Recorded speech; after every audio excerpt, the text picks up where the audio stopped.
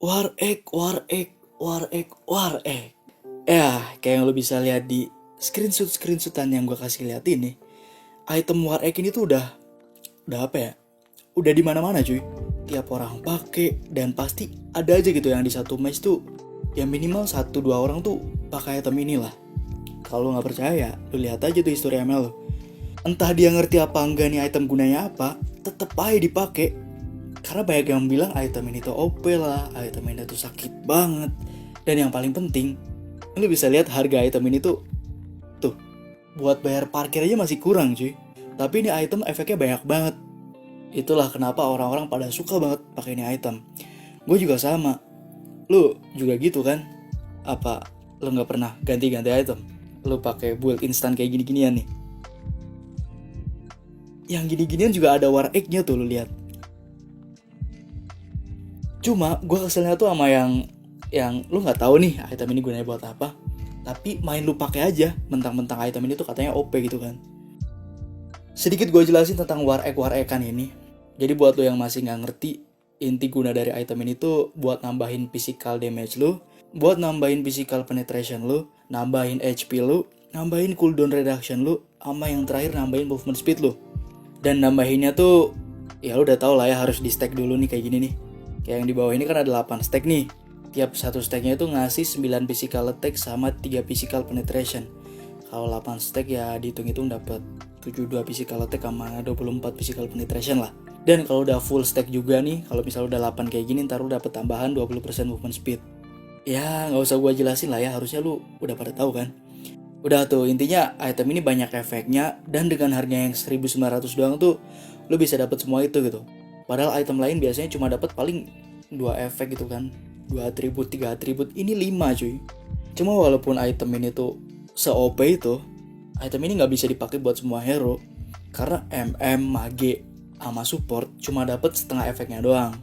Maksudnya setengah efek tuh kayak kalau misal gue pakai assassin, gue pakai war egg, terus gue full stack, itu dapat tambahan physical damage-nya itu 72 kan tadi.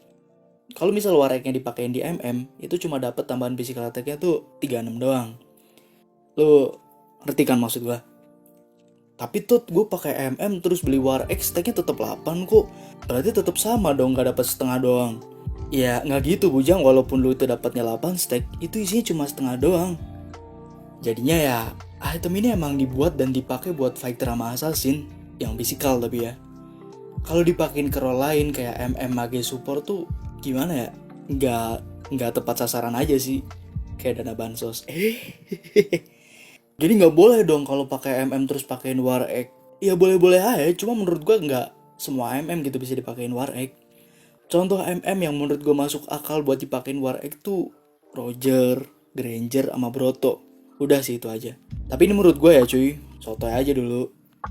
Kenapa Roger cocok? Karena ya Roger ini kan hybrid fighter MM. Jadi dia punya keturunan fighter dan punya keturunan MM gitu. Dan fighternya itu lebih dominan. Jadi kalau misal dipakein war egg, itu kehitungnya tetap fighter. Dan efek war egg-nya tuh gak setengah, tetap full.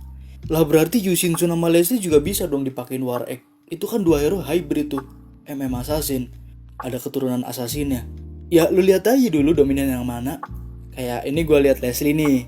Role-nya MM Assassin kan. Yang depan MM kan, berarti lebih dominan MM.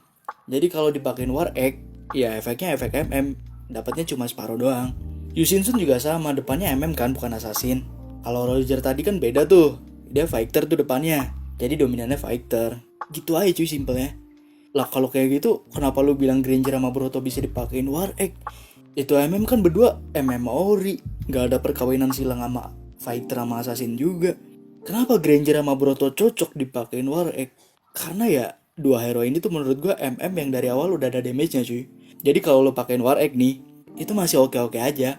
Walaupun damage war egg-nya cuma setengah nih, cuma separuh, tapi tetap sakit. Karena emang bawaannya dia emang sakit. Lagian orang-orang yang main Granger, main Broto beli war egg tuh yang dicari bukan damage-nya cuy, tapi movement speed-nya.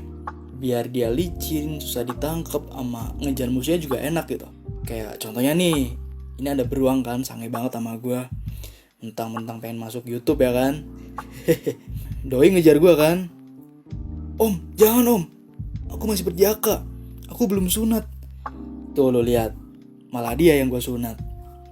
Atau kayak gini nih, buat ngejar-ngejar bocil yang susah dibilangin juga bisa. Ayo lo mau kemana? Sini sama om aja. Kamu mau iPhone kan? Sini om gak jahat kok. Jadi gitu. Enak banget kan cuy buat ngejar, buat kabur. Jadi gitu, lu udah ngerti kan kenapa Granger tuh bisa dipakein War Egg? Karena emang guna banget buat gini-ginian. Lah tapi kan kalau lu pengen movement speed, lu bisa beli Chiluritot. Apa lu beli brute force ke? Kan sama aja tuh bikin lari lu kenceng juga. Lah orang gue beli semuanya. Tuh. Lagian Granger War Egg juga udah dicobain kok sama Albert cuy. Dan menang juga di game itu. Jadi ya gak usah banyak bacot, udah dicobain juga sama pro player cuy. Cuma itu aja sih menurut gue MMM yang enak buat jadiin War Egg. Kalau MM yang lain sih One War Egg ini udah gak masuk akal sih. Maksudnya kayak One War Egg, lu mau ngapain tot? Ini item gak ada attack speednya, lu pakein di One. Ya ada damage-nya, cuma attack speed lu kentang aja. One kan ngandelin attack speed banget tuh. Gue juga udah cobain cuy One pakai War Egg. Kayak ini nih, gue beli War Egg kan. Tuh, langsung kalah. Sedangkan kalau gue gak pakai War Egg, lu lihat tuh. Aneh emang. Dan abis ini ntar mesti ada yang komen tuh. Lah, suka-suka gue dong. Siapa lu ngatur-ngatur? Ya udah deh, suka-suka lu aja cuy. Yang main juga lu kan. Pakai HP lu, pakai internet lu, pakai wifi lu, pakai jempol lu juga. Tapi ya kalau misal kalah jangan nyalain orang aja. Di sini gue cuma pengen ngebacot aja gitu. Maksudnya kalau lu pengen ngide nih, misal lu pengen ngide gitu, lu pengen out of the box, out of meta. Misal kayak orang ini nih, Change War X. Ini apa ini? Siapa lagi yang ngajarin kayak gini? Maksudnya kalau lu pengen ngide ya yang masuk akal dikit gitu cuy. Nah, contoh ngide yang masuk akal itu kayak gini nih. Jadi waktu itu gue main solo kan di akun stepsister gue. Terus ada public yang nyobain meta nih. Meta 2 hyper, 2 retri. Si public ini tuh namanya Didin dan Ega. Awalnya gue kaget kan, apakah ini meta terbaru MPL? Meta 2 hyper nih bos, katanya gitu. Terus gue liatin kan mereka berdua. Ternyata mereka berdua nih pakai meta berbagi cuy. Jadi si Didin ke buff biru, si Ega ke buff merah. Mungkin jadi kayak adil gitu kali ya. Lu biru, gue merah gitu kan. Junglernya bagi 2. Mungkin gitu kali.